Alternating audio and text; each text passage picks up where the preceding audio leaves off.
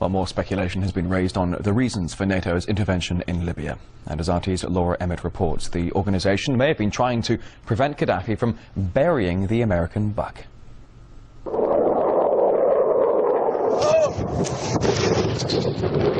According to some, it's about protecting civilians. We must not tolerate this regime using military force against its own people. Others say it's about oil. The only reason they're interested with Libya is about the oil. You'd think we'd be in Iraq if the major export there was broccoli. But some are convinced intervention in Libya is all about currency, specifically Gaddafi's plan to introduce the gold dinar, a single African currency made from gold, a true sharing of the wealth. It's one of these things that you have to plan almost in secret, because as soon as you say you're going to change over from the dollar to something else, you're going to be targeted. There were two conferences on this, one in '96 and another one in the year 2000, organised by Gaddafi. And everybody was interested. I think most countries in Africa were keen. Gaddafi didn't give up. In the months leading up to the military intervention, he called on African and Muslim nations to join together to create this new currency that would rival the dollar and euro.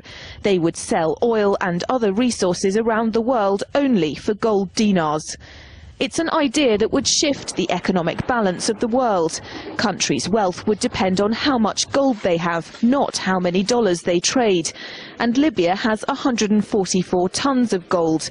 The UK has double that, but 10 times the population. If Gaddafi had an intent to try to reprice his oil or whatever else the country was selling in the global markets and accept something else as a currency, or maybe launch a gold dinar currency, any move such as that would certainly not be welcomed by the power elite today who are responsible for controlling the world's central banks.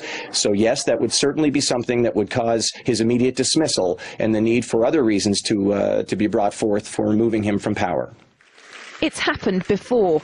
In 2000, Saddam Hussein announced Iraqi oil would be traded in euros, not dollars.